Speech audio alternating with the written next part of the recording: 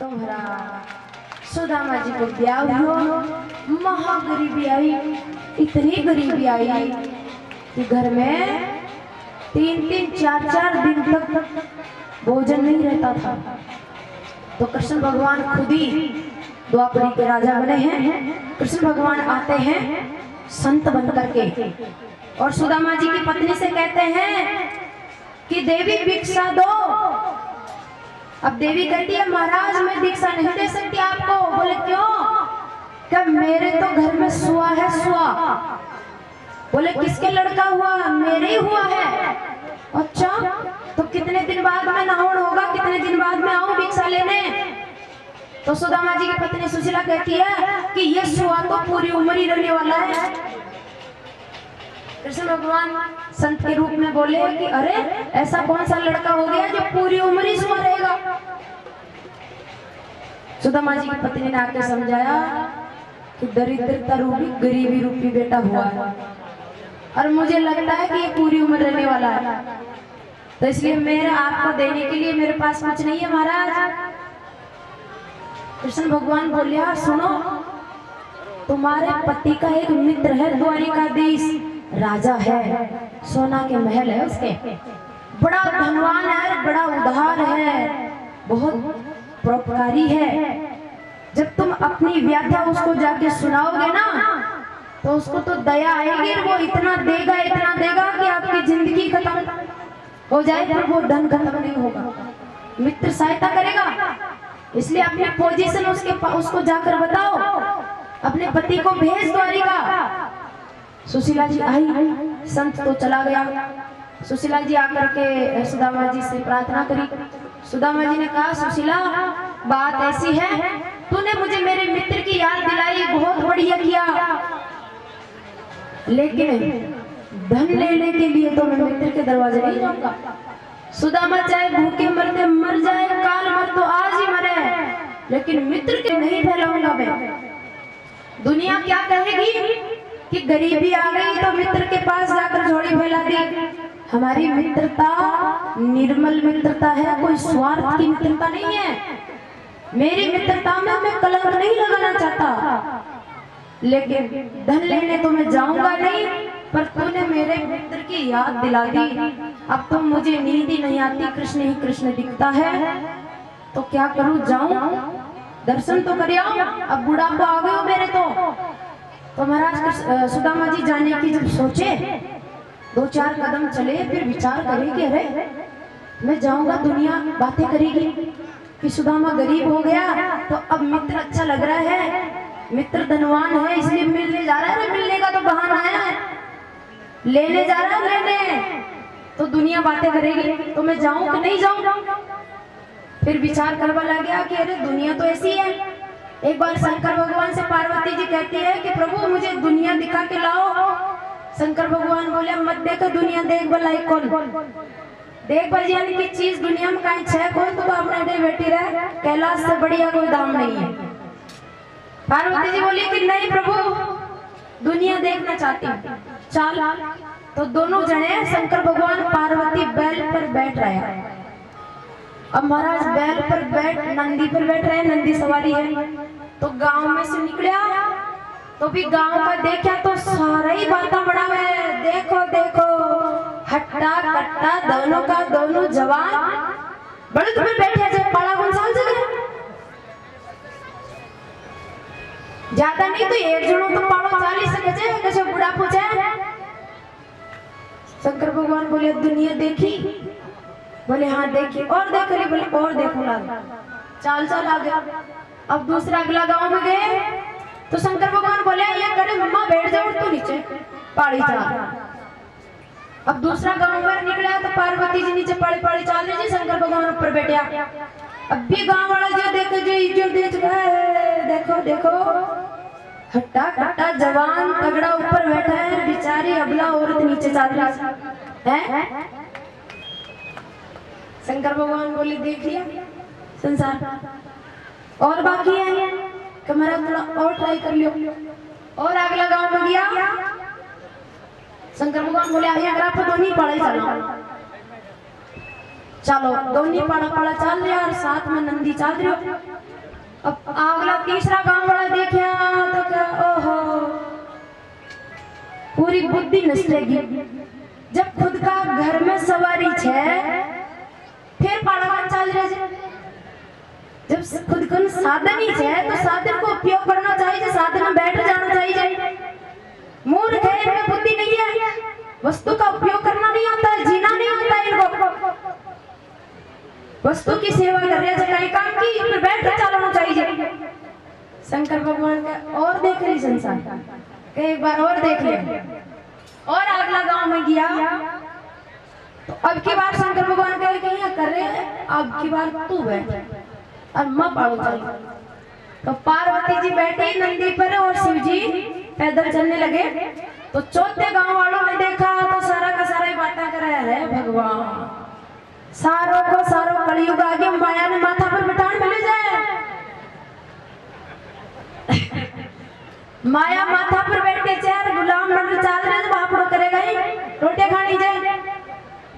अब तो शिव जी के पार्वती से और संसार देखनी चाहिए। कड्डे भी तेरी चैन ला दियो। कहीं पर भी हमने 4 पोजीशन बदली, 4 में से संसार ने एक भी राइट की, कोई न कोई गलती तो निकालते रहे। सही काम किया तो ही गलती निकाले, गलत काम करे तो ही गलती निकाले। ये है संसार।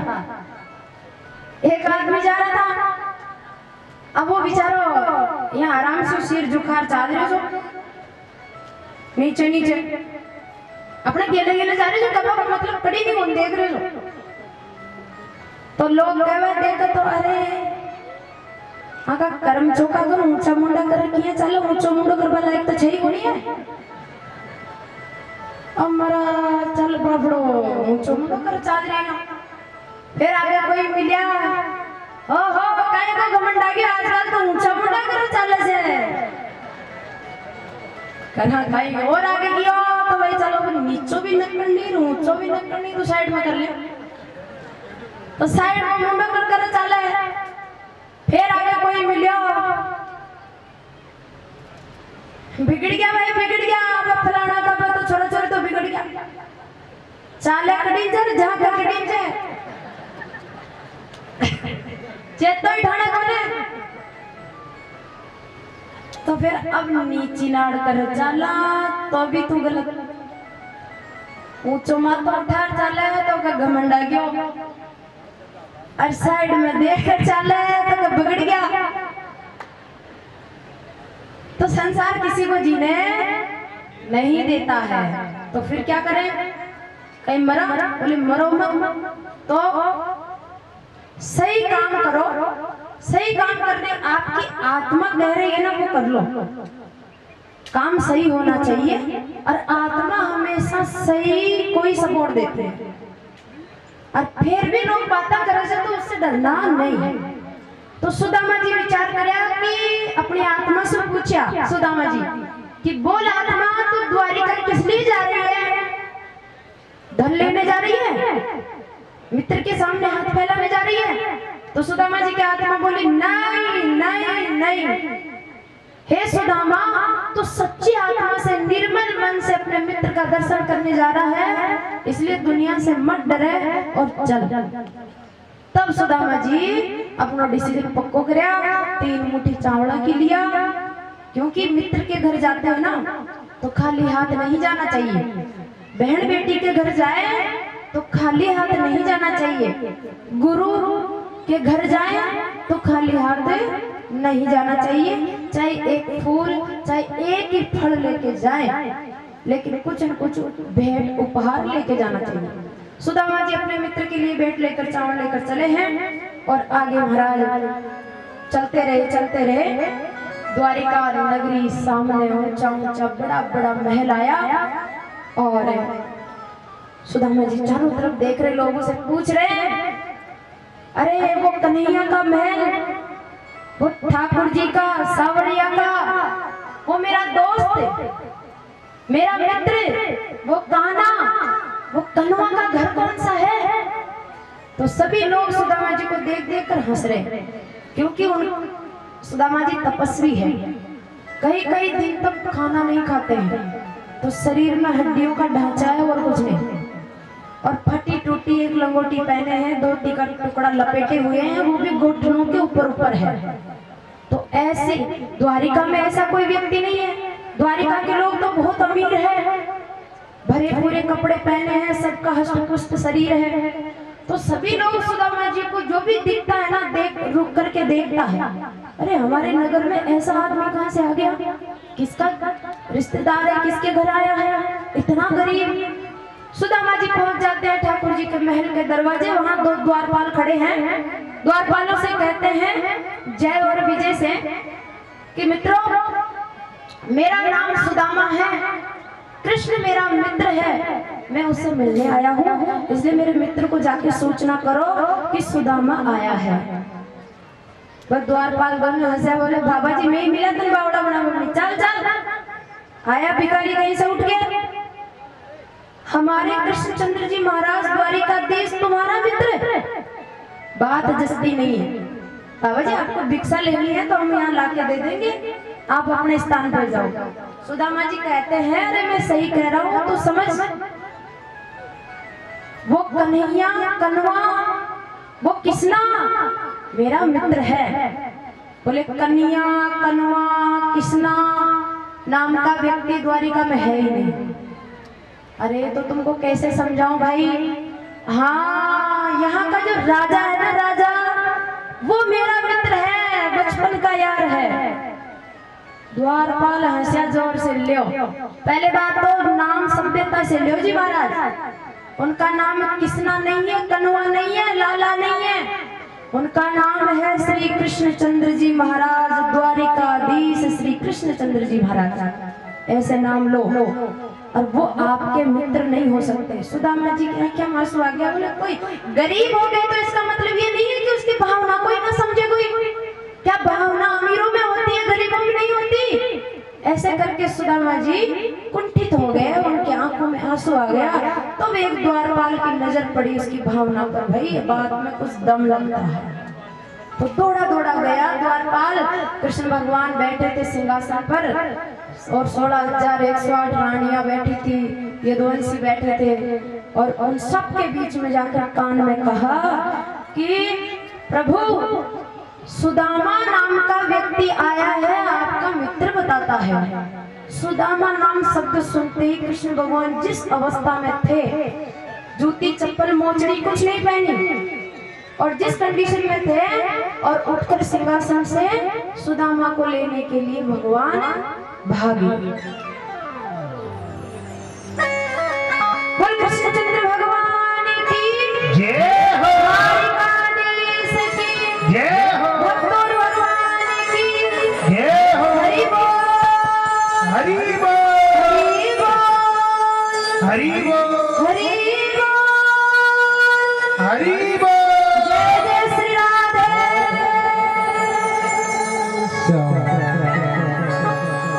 देखो देखो ये गरीबी, ये गरीबी का हाल, कृष्ण के दर पे विश्वास लेके आया हूँ, मेरे बचपन का यार है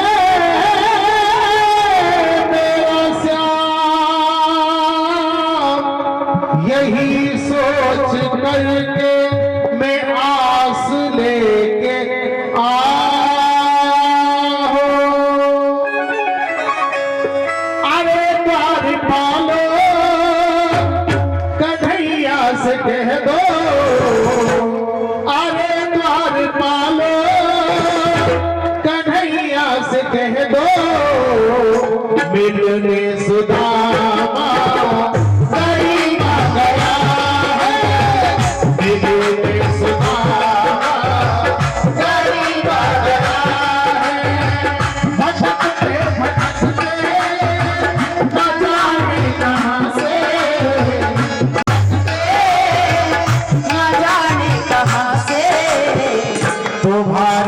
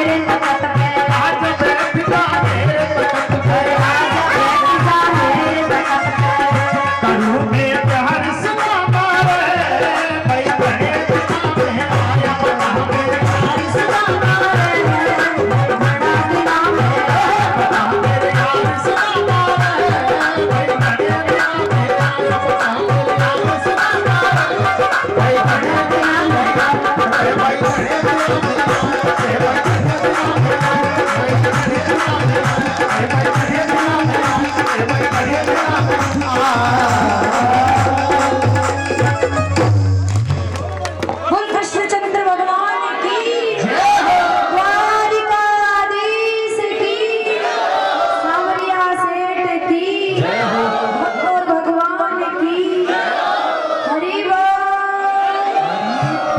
हरि बोल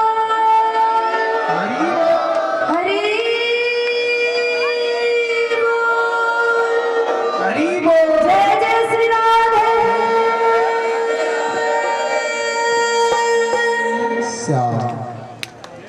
तो महाराज अब कथा बस 5 मिनट की हो रही है।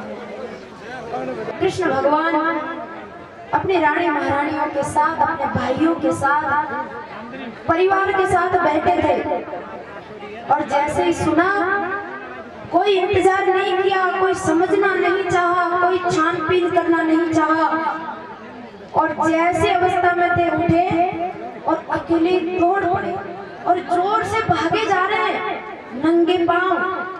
रुक्मिणी जी को आश्चर्य हो रहा है, ऐसा कौन सा अतिथि आ गया?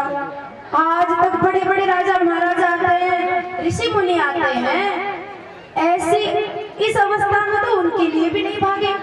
ऐसा कौन खास आदमी आया भाई? सबका आश्चर्य हो रहा है लेकिन किसी की हिम्मत नहीं बोलने की, सब खड़े खड़े देख रहे हैं।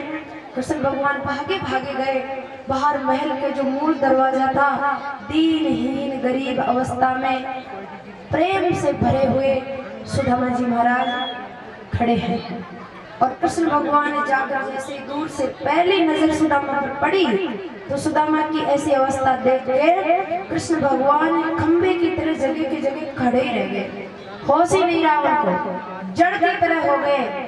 और फिर जैसे तैसे होश में आए और दौड़ करे।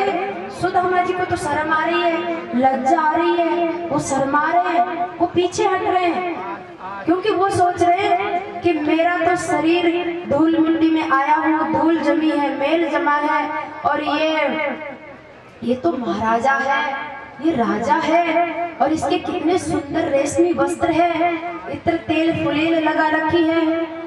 मैं तो एक तपस्वी आदमी, पूरे शरीर में कितनी मेल कितनी धूल जमी होगी और मैं इसके कैसे अड़ूंगा? ऐसे शर्मा रहे हैं, सिर झुका लिए, थोड़ा पीछे हट गए। मिलना तो चाहते हैं लेकिन सोचते हैं कि मेरे कन्हैया को तकलीफ हो जाएगी, ये तो फूल के समान सुंदर है और मैं कहाँ। तब महाराज कृष्ण भगवान मन की भावना समझ गए और दौड़ करके आते आते और दोनों बाहों में सुदामा को गले से लगा लिया। गले से लगाया, कृष्ण भगवान की आंखों से आंसू गिर रहे हैं, सुदामा जी की आंखों से आंसू गिर रहे हैं, भक्त और भगवान का मिलन हो रहा है। अब महाराज ऐसा प्रेम उमड़ा कि दोनों ही अपने सुध भूल गए और कितनी देर तक दोनों एक दूसरे को गले से लगाकर खड़े के खड़े ही रह गए। फिर जाकर होश आया। अब कृष्ण भगवान सुदामा जी का हाथ पकड़े हैं और हाथ पकड़ कर लाए और अपना जो मूल सिंहासन है उसके ऊपर सुदामा जी को बिठाया और स्वयं नीचे जमीन पर बैठे और सुदामा जी के दोनों चरणों को अपनी गोदी में ले लिया और रुक्मिणी जी से कहने लगे कि रुक्मिणी जाओ जल लेके आओ, अपने मित्र के चरण धोएंगे। ये मित्र बड़ा पवित्र है, इसके चरणों का जल का छांटा हमारे घर में लग जाएगा तो हमारा घर पवित्र हो जाएगा, मेरी द्वारिका पवित्र हो जाएगी। जाओ शीघ्र जल लेके आओ।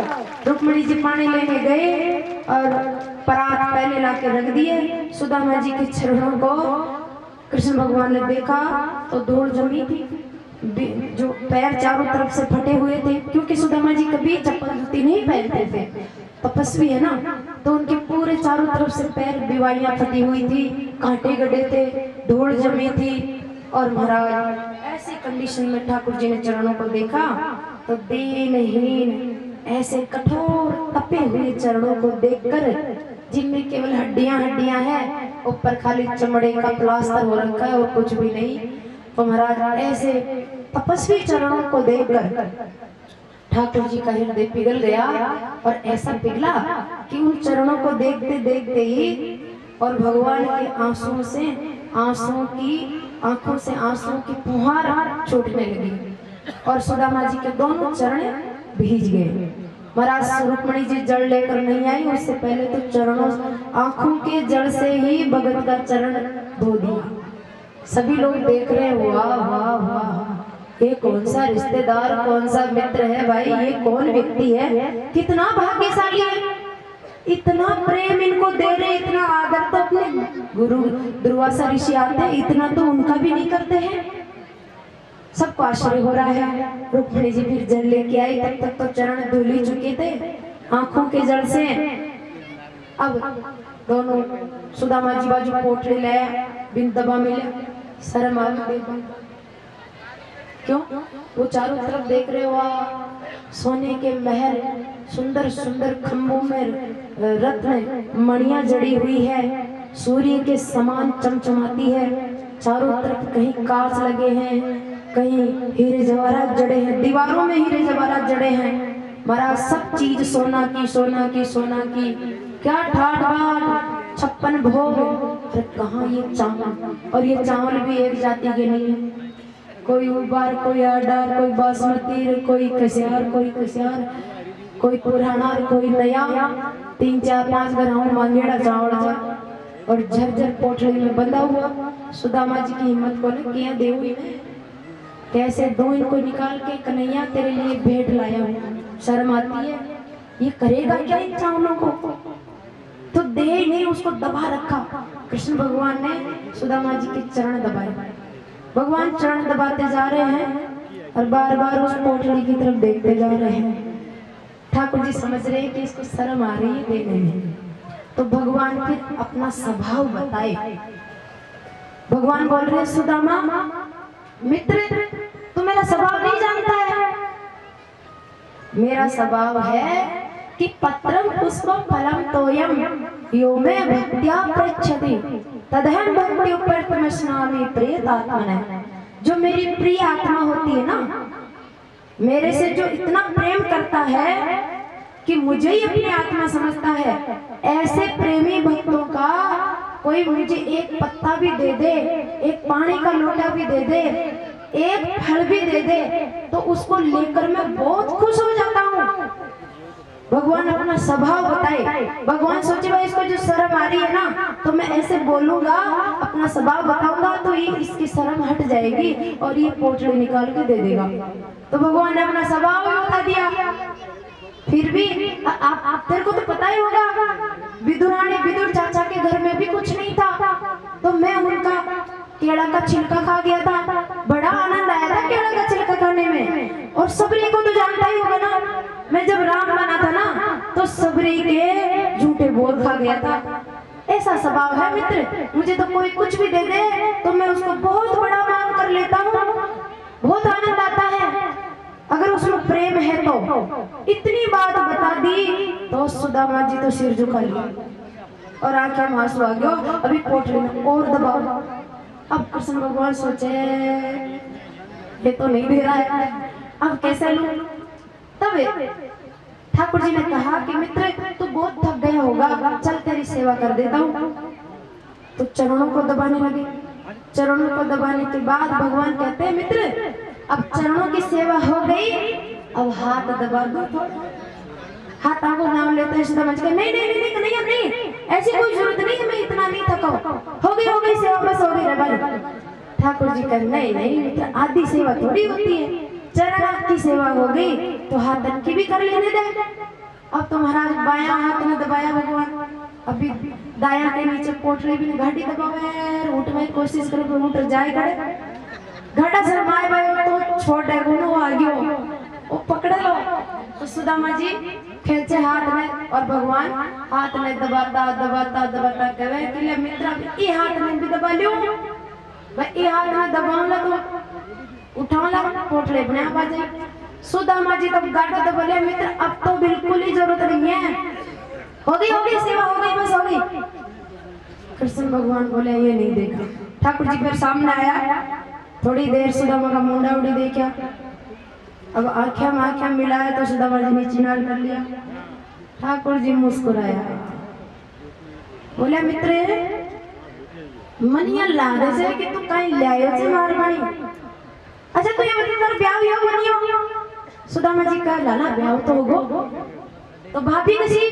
बोले घनी चौकी, बहुत बढ़िया है भाभी। तेरी भाभी ने तो मुझे भेजा है यहाँ, तेरी भाभी ने भेजा है, उसी के पुण्य से आया हूँ। ठाकुर जी बोले तो भाभी ने भेजा है तो भाभी ने मेरे लिए कुछ भेंट भी भेजी होगी।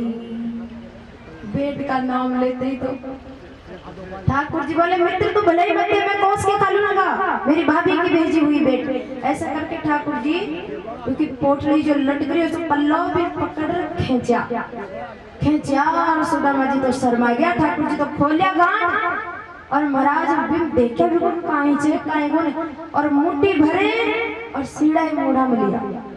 एक मुट्ठी चावड़ा की सूखा चावल और 56 भोग खाने वाला माखन मिश्री खाने वाला सूखे चावल खा रहा है चबा चबा के। एक मुट्ठी खा ली और दूसरी मुट्ठी खा ली और तीसरी भी फाको मारवाड़ी जो रुक्मणी जी हाथ पकड़ ली, भाई रुको। सारी लक्ष्मी ही नहीं देवला की, लक्ष्मी तो नारायण के पास ही रहती है। बस 2 मुट्ठी खा लिया, गड़ो रुक जाओ। सुदामा जी कह रहे कन्हैया लाला अरे मत खा, पेट दुख लो कच्चा चावल से तू कहाँ 56 भोग खाने वाला, तू भी कन्हैया प्रेम में बावड़ो ही हो जाए, सुध बुद्धि भूल जाए। ठाकुर जी कहे मित्र क्या करूं, हमारा तो स्वभाव यहाँ कोई है, प्रेम से बड़ी मेरे लिए कोई चीज नहीं है। ऐसे ठाकुर जी ने सुदामा जी के चावल खाए और अपना नया कपड़ा पहनाया। 2-4 दिन सुदामा जी रुक गया और अडिनो महाराज जिस समय चावल खाए थे ना उसी समय ठाकुर जी ने विश्वकर्मा जी को आदेश दे दिया कि जैसा महल मेरे है वैसा का वैसा महल मेरे मित्र के बनना चाहिए। तो विश्वकर्मा जी आते हैं पोरबंदर में और सुदामा जी की झोपड़ी की तरह जगह सुंदर सोने का महल का निर्माण करवाते हैं। सुदामा जी द्वारिका सुविधा है आया तो ठाकुर जी प्रत्यक्ष में कहीं भी कौन दिया, खाली हाथ विदा कर दिया, खाली हाथ। एक कपड़ा पहनाया था नया पीताम्बरी। सुदामा जी जियानी गड़बड़ो द्वारिका को चाल वाला गया तो कृष्ण भगवान कहे मित्र रुक जा। क्या बोले भाई हमारा कपड़ा तो पाचा दे, अरे सारी लंगोटी सी बाई पैर जा, तो कपड़ा उतरवा लियो और लंगोटी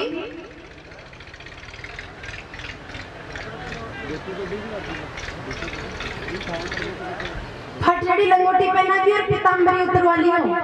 ऐसा क्यों किया? क्योंकि भगवान देने का दिखावा नहीं करना चाहते, वो जो भी देना चाहते हैं पर्दा के पीछे से। क्योंकि सुदामा आए, लोग तो जानते हैं ना, सुदामा अपने मित्र के पास गया था तब तो लंगोटी पहन के गया था फटी हुई, और वापस आया तो नया नया रेशम का चमकीला वस्त्र पहन के आया। इसका मतलब ये कपड़े लेने गया था। तो मेरे मित्र की लोग बातें करेंगे भाई जाता देखे फिर आज तो कसियो नयो है रहे से इको मतलब तो ले भाई गिरो। तो कृष्ण भगवान विचार कर रहे मेरे मित्र की बात नहीं बननी चाहिए, कलंक नहीं लगना चाहिए। तो दिया इतना दिया पर पीछे से दिया, दुनिया को पता ही नहीं होने दिया कि ठाकुर जी ने क्या कर दिया। सुदामा जी वापस आए तो भी झूपड़ी नहीं है। अरे हमारी झूपड़ी कटेगी और वो महल खड़ो आ गयो। अत्ताई दिना में महाराज सामने सुबह की पत्नी आरती की थाली लेर सामी आई। सुदामा जी सामा लेवा फिर पतो चलो कि कृष्ण भगवान ने आपका महल का निर्माण करवा दिया, आप झूपड़ी नहीं महल में रहो। सुदामा जी बोले नहीं, मेरा जीवन तपस्वी है, मैंने तो झूपड़ी बढ़िया से, मुझे नहीं चाहिए महल। तब कृष्ण भगवान आए बोले कि मित्र तू परमहंस है और तू कोई कच्चा भगत नहीं है, पका हुआ भगत है। एक बार चना पके हुए तेल में फ्राई हो जाता है ना, उसको कितने खेतों में डालो वो उगता नहीं है। तो तू भी भक्ति में इतना पक गया, ज्ञान में इतना पक गया कि ये महल तेरा कुछ नहीं बिगाड़ पाएगा। इसलिए मेरी इच्छा है कि मेरा मित्र महल में रहे और महल में रह के भजन करे, तुझे माया नहीं पकड़ेगी। क्योंकि मैंने पकड़ लिया ना तुझे। मैं जिसको सच्ची आत्मा से पकड़ लेता हूँ वो चाहे महल में रहे और चाहे आकाश में रहे चाहे धरती में रहे, उसका संसार कुछ नहीं बिगाड़ पाता है। इस प्रकार से सुदामा जी और कृष्ण भगवान की कथा पूर्ण होती है। कथाएं तो बहुत है, भागवत तो पूरी पड़ी पर समय विश्राम मांग रहा है। तो महाराज कृष्ण भगवान के परिवार को ऋषि मुनियों का श्राप लगा, 56 करोड़ यदुवंशियों का विनाश हुआ आपस में लड़के ऋषियों के श्राप से। शेष जी पाताल में चले गए। कृष्ण भगवान पीपल के वृक्ष के नीचे बैठे थे। व्याध ने बाण चलाया, ठाकुर जी के चरण में बाण लगा और देवताओं ने आकर स्तुति की और भगवान उस बाण का बहाना बना के, क्योंकि खुद भी यदुवंशी है ना, तो श्राप को खुद के ऊपर भी ले लिया और इस श्राप के बहाने से ठाकुर जी ने अपना शरीर चतुर्भुज नारायण रूप धारण करके और वृक्ष के नीचे से भगवान अंतर्ध्यान हो जाते हैं, गोलोक धाम को प्रस्थान करते हैं। ये भागवत कथा श्री वेद व्यास जी के पुत्र सुखदेव जी महाराज गंगा किनारे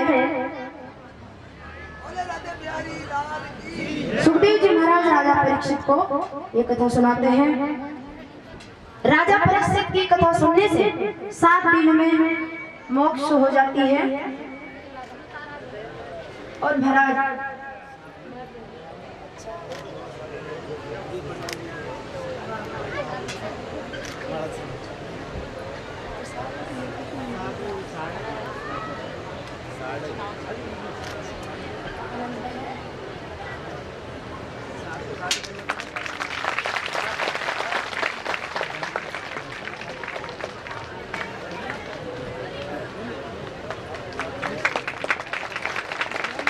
आपने अतिथि पधारे से जो कन्यालाल जी है उनके घर से है और राधा जी का नाम है, राधा देवी। राधा जी पधारिए, स्वागत है अतिथि का व्यासपीठ की तरफ से। तो महाराज बुलाए तो उनको थे कन्यालाल जी को, वो नहीं आ सके कोई काम की व्यस्तता के कारण, तो कोई बात नहीं, दोनों एक ही रूप है। इस प्रकार से सुखदेव जी महाराज ने राजा परीक्षित को भागवत कथा सुनाई। 7 दिन में उनकी भागवत का ज्ञान सुनने से मोक्ष हो गई। तक्षक नागदक्ष ने आया, तक्षक ने परीक्षित का शरीर डसा। उससे पहले राजा परीक्षित की आत्मा परमात्मा के धाम में पहुंच चुकी थी, लेकिन श्राप कभी व्यर्थ नहीं जाता। तो तक्षक ने आकर के शरीर को डसा। जीवात्मा पहले से मुक्त हो चुकी है। अब जो जीवात्मा मुक्त हो जाती है ना, वो शरीर में रहे तो भी माया का असर उसके ऊपर नहीं होता है। तो महाराज सुखदेव जी की पूजा की राजा परीक्षित ने। सुखदेव जी महाराज तो हिमालय की गुफाओं में पुनः चले जाते हैं। राजा परीक्षित ज्ञान को प्राप्त करके हृदय में कृष्ण भगवान द्वारिकाधीश का ध्यान करते हुए भगवान के धाम को प्रस्थान करते हैं। हमने 7 दिन में भागवत में क्या सुना उसको एक बार रिवीजन करते हैं। पहले दिन हमने भागवत महात्मा सुना, उसके बाद प्रथम स्कंद में परीक्षित को श्राप की कथा सुनी, कुंती माता की स्तुति, भीष्म जी की स्तुति सुनी। दूसरे स्कंद में विराट रूप का वर्णन सुना, चतुर्श्लोकी भागवत सुनी। तृतीय स्कंद में विदुर जी मैत्री जी की कथा सुनी, सृष्टि का वर्णन सुना और कपिल देव भगवान के द्वारा माता देवहूति को जो ज्ञान दिया वो हमने सुना, उपदेश। चतुर्थ स्कंद में स्वयंभू मनु महाराज के छोटे बेटा उत्तानपाद के वंश का वर्णन सुना, जिसमें ध्रुव जी की कथा, दक्ष प्रजापति की कथा और वैन की कथा, प्राचीन ब्राह्मी राजा की आत्मज्ञान की कथा सुनी। पंचम स्कंद में स्वयंभू मनु महाराज के बड़े बेटा प्रेव्रत की कथा सुनी और उनके बेटा अग्निद्र, उनके बेटा नाभि, उनके बेटा ऋषभ देव जी की कथा सुनी। ऋषभ देव जी के बड़े बेटा भरत की कथा के माध्यम से हमने आत्मज्ञान सुना। फिर इस ब्रह्मांड का वर्णन सुना, कितना बड़ा है, 14 लोग कहाँ कहाँ है, कहाँ कौन से पुण्य से कहाँ जीव जाता है, कौन से पाप से कहाँ जाता है।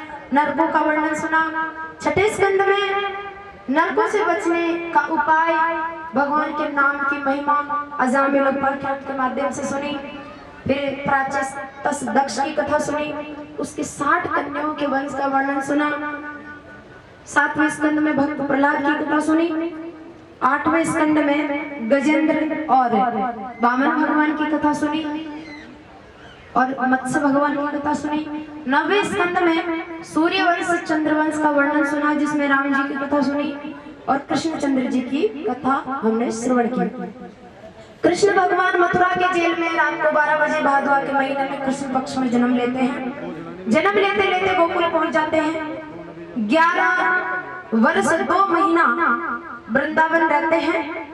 फिर मथुरा आकर कंस का वध करते हैं। 15 साल मथुरा रहते हैं। गुरुजी के पास सांदीपनी गुरुकुल पढ़ाई करने जाते हैं और उसके बाद द्वारिकापुरी बसाते हैं। 100 साल तक द्वारिका में रहते हैं। 100 वर्ष तक द्वारिकापुरी रहे हैं कृष्ण भगवान।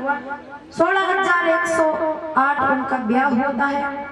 बड़ा परिवार, 56 करोड़ यदुवंशियों का परिवार फैल जाता है और द्वारिकापुरी में रहते रहते धरती पर जितने भी दुष्ट दुराचारी अभिमानी जो राजा थे, जो धर्म के विरुद्ध चल रहे थे, उन सबका एक एक का सर्वनाश भगवान करते हैं।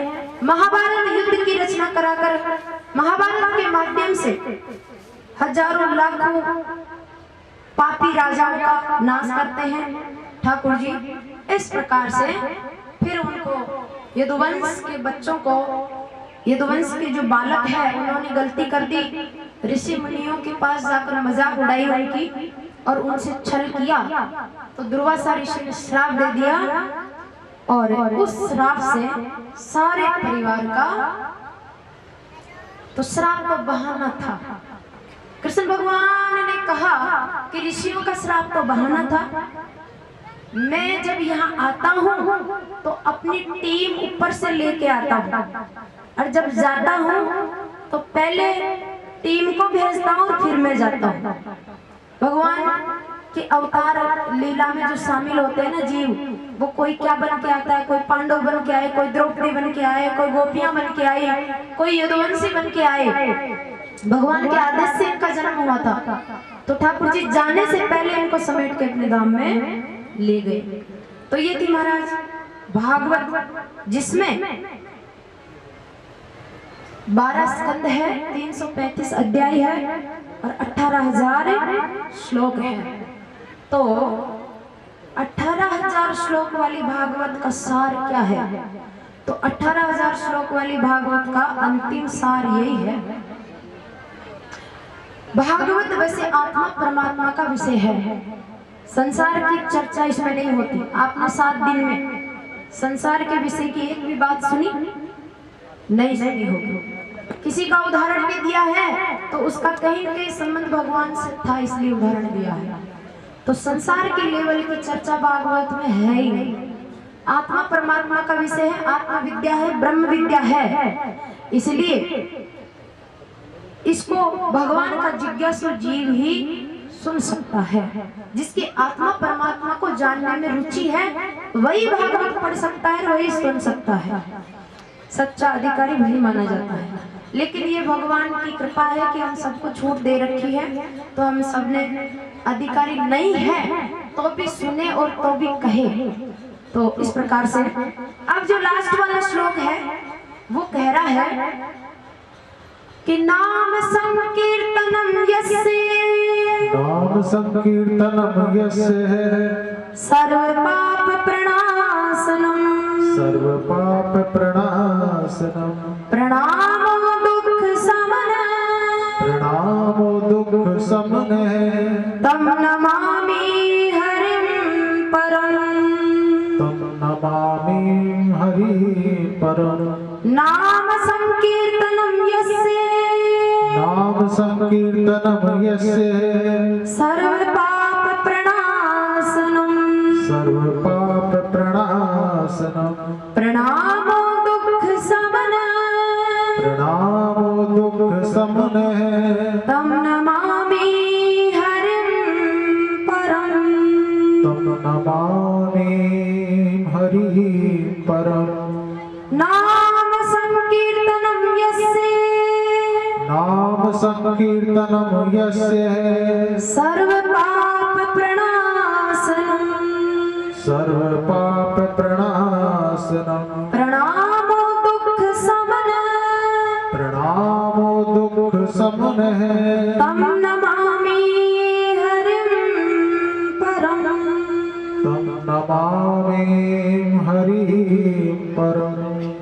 भागवत का अंतिम श्लोक कहता है कि जितने भी शास्त्र है, वेद है, सबका सार तो है भागवत, और भागवत का भी निचोड़ है भगवान का नाम। इसलिए हे नाम भगवान, आपको कोटि कोटि वंदन है। हे नाम महाराज, आप में इतनी ताकत है, आप अकेले ही सारे संसार के सर्व पाप प्रणाशनम, सारे पापों का नाश कर सकते हो। इतनी ताकत है भगवान के नाम में। इस नाम से ही तुलसीदास बना है। इस नाम से ही मीराबाई ठाकुर जी को प्राप्त करी है। इस नाम से ही सूरदास जी ने 1,25,000 दोहों के ग्रंथ का निर्माण किया है। सूर सागर, इतना ज्ञान का भंडार प्रकट हुआ। नाम बस और कुछ नहीं। नाम से ही धन्ना धन्ना भगत कहलाया। नाम से ही नामदेव प्रसिद्ध हो गया। नाम से ही तुकाराम सिद्ध हो गया। नाम से ही महाराज कर्माबाई ने भगवान को खिचड़ा खिलाया। उन्होंने उनको कौन सा ज्ञान, कौन सी तपस्या थी? तो भागवत कह रही है कि नाम ही कलयुग में सबसे बड़ा है, बड़ा है, बड़ा है। और नाम भी कौन सा? जो सब आपस में साथ में मिलकर के जो भगवान का नाम गाते हैं ना, उसको बोलते हैं संकीर्तन। नाम संकीर्तनम यस्य। हे कलयुग के मनुष्यों, तुम सब लोग मिलकर एक साथ बैठो, 10, 5, 20, 100, 50, और जितना हो सके उतना हरि के नाम को अपनी जुबान से गाओ। बस यही साधना है, यही आराधना है।